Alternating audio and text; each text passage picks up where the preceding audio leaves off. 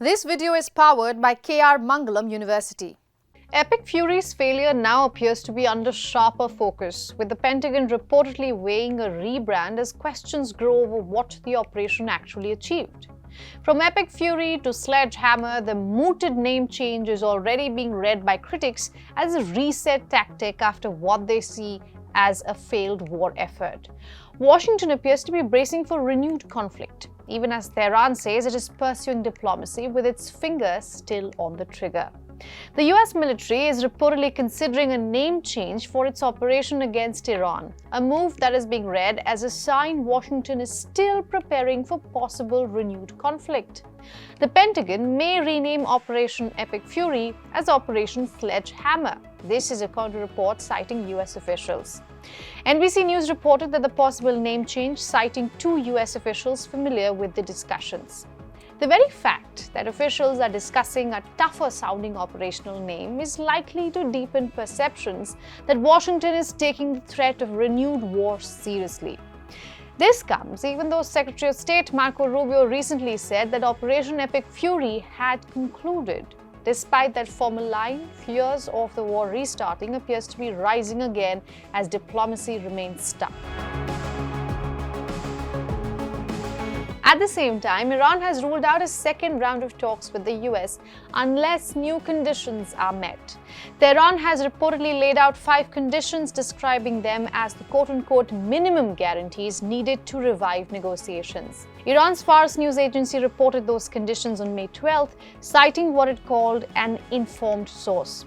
Fars news agency, citing a source, said, and I'm quoting, Iran's conditions include ending the war on all fronts, especially Lebanon, lifting sanctions, releasing frozen Iranian assets, compensating for war damage, and recognizing Iran's sovereignty rights over the Strait of Hormuz. Iran also informed Pakistani mediators that the continuation of the US naval blockade in the Arabian Sea and Gulf of Oman after this ceasefire has further reinforced Tehran's distrust towards negotiations with the US, unquote. Iran's government spokesperson has also said that Tehran is choosing diplomacy while keeping its finger on the trigger. Also, we are waiting with our finger on the trigger, God willing, for our negotiating atmosphere, because our main outlook is toward lasting peace and, as stated by the martyred leader, we pursue diplomatic matters based on 3 principles: dignity, wisdom, and expediency. Therefore, the people should know that Iran's atmosphere is an atmosphere of firmness, construction, development, and trust.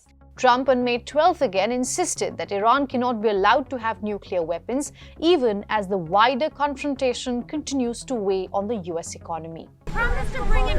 President, you promised to bring inflation down. It's now at its highest level in 3 years. Are your policies not working? No, my policies are working incredibly. If you go back to just before the war, for the last 3 months, inflation was at 1.7%. Now, we had a choice. Let these lunatics have a nuclear weapon. If you want to do that, then you're a stupid person, and you happen to be. I mean, I know you very well. Anybody that wants them to have a nuclear weapon is a stupid person. So we said we're going to take the greatest stock market in history, and we're going to go down a little bit, and actually that turned out to be incorrect because our stock market is now at the highest point in history, which frankly surprised a lot of people. It's a very simple message. Iran cannot have a nuclear weapon, and they won't have a nuclear weapon, and that's 100%. Their Navy is gone, their Air Force is gone, their anti-aircraft is gone, their radar is gone, their leaders are gone. They're all gone. Iran will not have a nuclear weapon. Are you ready to extend a waiver on sanctioned Russian oil to ease the global crude prices? We're going to do whatever is necessary, and as soon as this war is over, which will not be long, you're going to see oil prices drop, and you're going to see a stock market, which is already at the highest point in history, go through the roof. You're going to see the golden age of America, frankly, and you're seeing it now. So as soon as this is, don't forget, you have hundreds of ships that are loaded up with oil that want to come out. As soon as they come out, we're going to have a gusher of oil, and you're going to have inflation that goes way down. Now, with all of this, inflation is much lower than it was under Biden. Biden had the highest inflation in the history of our country. Inflation is nothing by comparison, but our inflation is just short term. Because if you go from just before the war, we were for the last 3 months 1.7%. And now what you have is, as soon as this war is over, you're going to see inflation go down to probably 1.5%. Will you extend the waiver? Will you extend the waiver, sir? Will you extend the waiver on Russian crude? Yeah. Thank you so much, Mr. President. Mr. President, yesterday you said you gave the Kurds arms, but they took it for themselves. A U.S. military official says that the Kurds have not received any arms, and the Kurdish political parties are denying receiving any arms. The officials are wrong. President, Chinese people, sir, on the summit. How is that different than your ballroom? You wanted Jerome Powell fired for cost overruns. How's that different than your ballroom and the reflective? So what happened is we have a ballroom that's under budget. It's going up right here. I've doubled the size of it because we obviously need that. And we're right now on budget, under budget, and ahead of schedule. The price has doubled. The price has doubled. I doubled the size of it, you dumb person. It's double the size. What about You are not a smart person. What about the What is the ultimate goal of your trip to China? I think more than anything else is we have massive relationships with China. We're the two superpowers. We're the strongest nation on earth in terms of military. China's considered second. Who knows? I mean, who knows? But we are. There's nobody even to come close. And you see that whether it's Venezuela or whether it's Iran.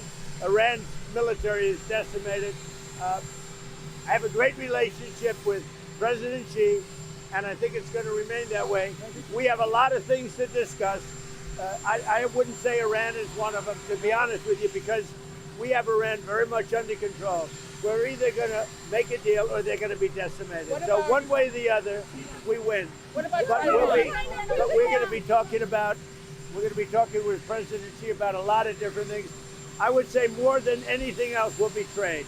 Just to clarify, did you say earlier that the only thing that matters to you when it comes to Iran is a nuclear weapon? You're not considering the financial impact of this war on Americans? The most important thing by far, including whether our stock market, which by the way is at an all-time high, but including whether or not our stock market goes up or down a little bit, the most important thing by far is Iran cannot have a nuclear weapon. What about the pressure on Americans and prices right now? Every American understands Americans, how they're feeling about it. Every American, are you listening to me? Every American understands, and they just had a poll, like 85%, which is surprising. It's only that they understand that Iran cannot have a nuclear weapon.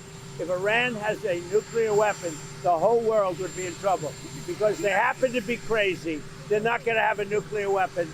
Now, if the stock market goes up or down a little bit, the American people understand it. When it's over, you're going to have a massive drop in the price of oil, which a lot of people thought would be higher.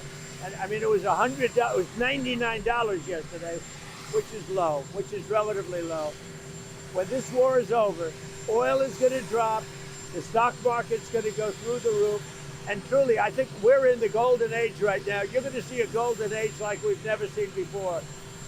The minute it's announced, and I'll be the one to announce it because I'm the one that makes that decision, I could leave right now, and it would take them 25 years to rebuild their country. But I don't want to do that. I want to have it complete and total. Are you ready? As soon as this war is over, you're going to see numbers like you've never seen. But you say you're under I know how much you value loyalty. I know how much you value loyalty. Are you comfortable with people serving in the military if they personally oppose the Iran war or you? It doesn't mean I'm happy about it, but I live with a lot of different. Question on redistricting. To voters who are confused about the changing maps, the changing dates, and to African Americans concerned that this is going to draw black members of Congress off the map, what do you say? Well, I think it's been a wonderful process. They've been the Democrats, or as I call the Democrats, because they are dumb in so many ways. They've redistricted for years, and now we took our shot, and it looks like we're going to pick up a lot of seats. and that's a good thing. That's a good thing. We want voters to have their choice. We want fair voting. We want fair elections. The Democrats have been cheating on elections for many years, and all we're doing is winning. Thank you very much.